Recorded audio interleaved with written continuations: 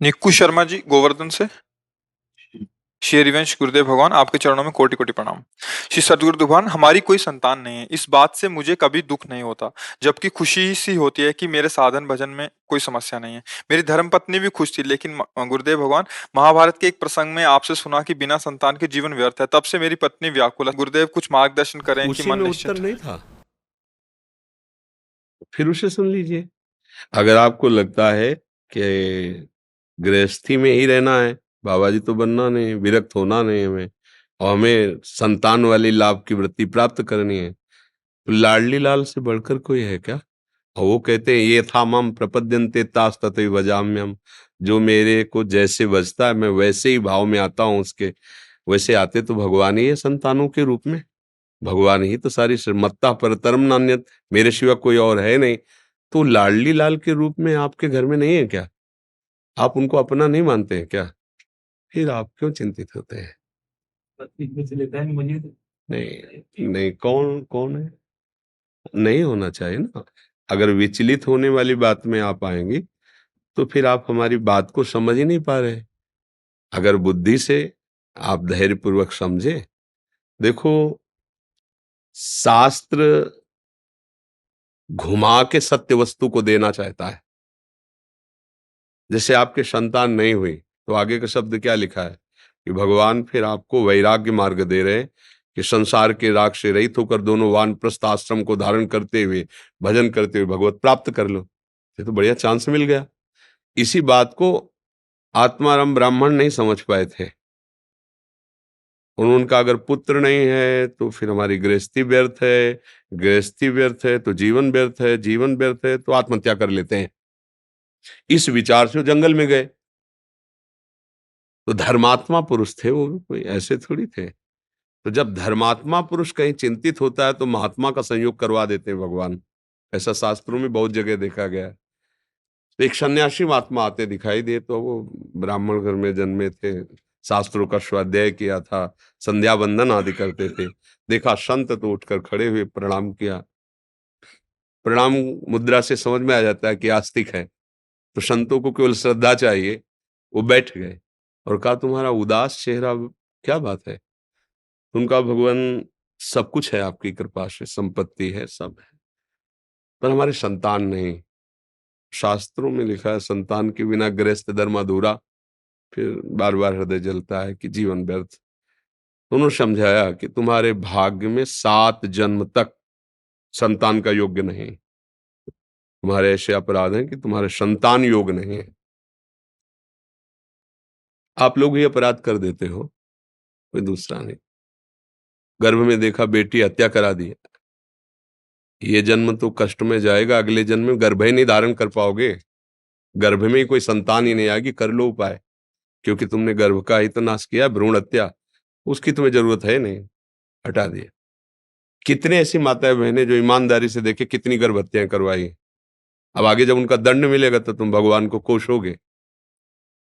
एक तो तुमने अपनी इच्छा से नष्ट किया, लड़की या जान करके या अपने योग्य न जानकर, और एक पैदा होगा योग्य और फिर वो नष्ट होगा। फिर अब अब भोगो। ये सब विधान है, वो जानते नहीं।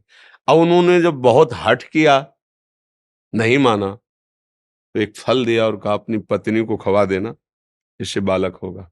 बड़ी खुशी हुई, आ गए, पत्नी को दिया। जब भाग्य में नहीं है तो कैसे स्वीकार? तो उसने कहा कि खा लेंगे। उन्होंने कहा अभी तो ऐसे थोड़ी पाया जाता है, संत महापुरुषों का प्रसाद नहा धो के, हम आप विश्वास नहीं करते। उन्होंने कहा ठीक है, अच्छा पा लेना। और उसने अपनी बहन को बुलाया, उसी गांव में भी आई थी। तो कहा हमें तो बहुत डर लगता है, फल खाएंगी पेट बढ़ेगा, और कहीं आग लग गई तो गर्भवती स्त्री दौड़ कैसे पाएगी, मतलब कितनी को बातें ऐसे। तो हमारी तो खाने की इच्छा नहीं। तो बोली दीदी तुम मत पाना, मेरे गर्भ है, तुम नाटक करना कि हमारे पेट है, गर्भ में बालक है, और ये परीक्षा के लिए गौ को खवा दो। तो उसने ऐसा ही किया, वो फल गौ को पवा दिया। अब उसको नाटक करती रही कि हाँ हमारे गर्भ है, और जब उसके बच्चा हुआ तो बच्चा मंगवा लिया, बोले बच्चा हुआ, और दासियों को पैसा दे दिया। ब्राह्मण बड़ा खुशी हुआ, और उनकी पत्नी का नाम धुंधुली था तो इसलिए उसका नाम धुंधकारी रख दिया। और ठीक समय पे गौ के बच्चा हुआ, तो कान तो गौ जैसे और बालक स्वरूप बड़ा आश्चर्य। ब्राह्मण बोले हमारे तो भाग्य खुल गए, पहले हमारे ही बच्चा नहीं होता था, अब गौ के भी मनुष्य जैसा बच्चा हुआ। वो बड़े आनंदित थे। उसका नाम गोकर्ण रखा, जो संत प्रसाद से, और इनका नाम धुंधकारी रखा। चरित्र है भागवत में प्रारंभ में। वो बचपन से इतना दुष्ट निकला कि खेलते हुए बच्चों को उठा के कुआं में फेंक देता। क्या क्या अत्याचार। जब बड़ा हुआ तो 5 वेश्याओं को संग रखता और सब आतंक, मतलब इतना पीटा अपनी माँ को कि वो कुएं में गिर के मर गई। हाँ, अत्याचार। अब तो उनको लगा कि इससे तो अच्छा है संतान न होते।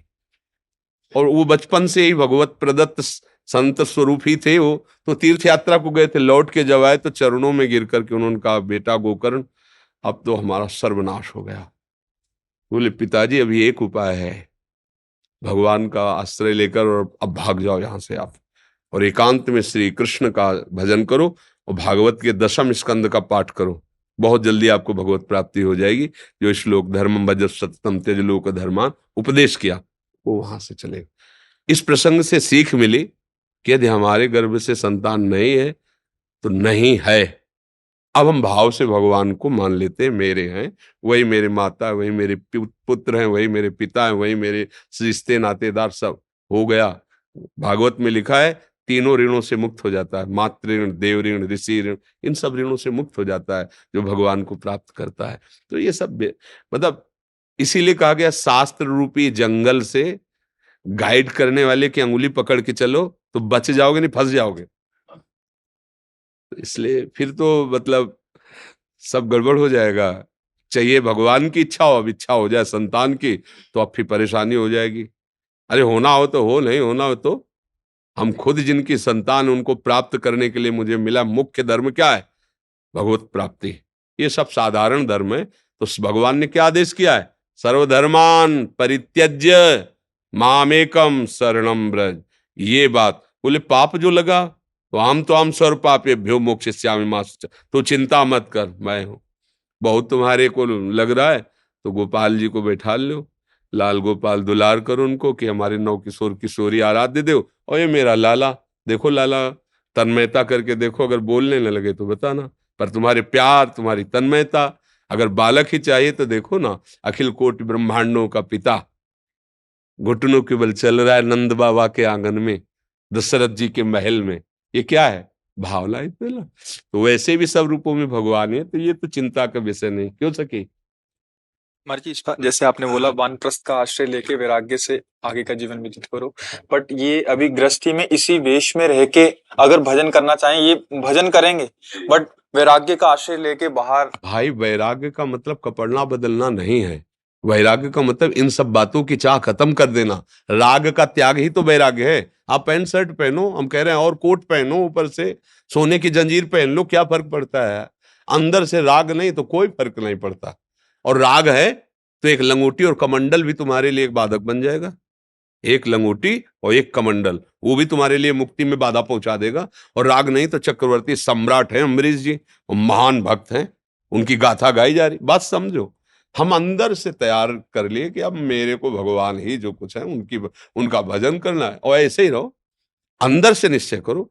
अब देखो संतान उत्पन्न नहीं करना तो अब काम को हमको कंट्रोल करना है, काम वृत्ति को, कि व्यर्थ में काहे को समय और जीवन नष्ट करें।